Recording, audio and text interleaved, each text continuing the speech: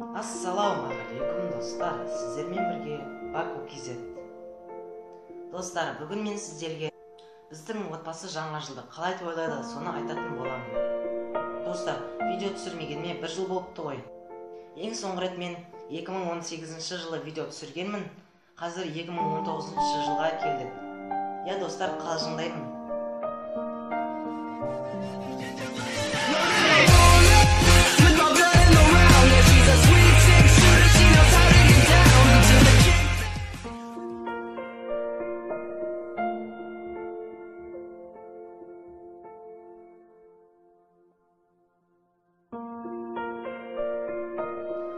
Содан соң от шашуға да шықтық.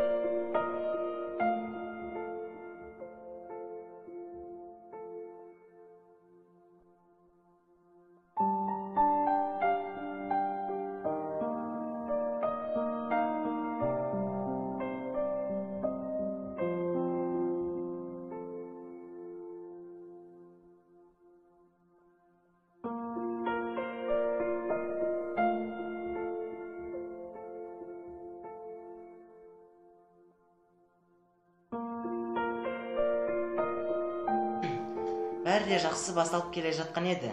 Аяқ астынан от шашудан қателік кетіп, ұшпай жатып жарылып кетті.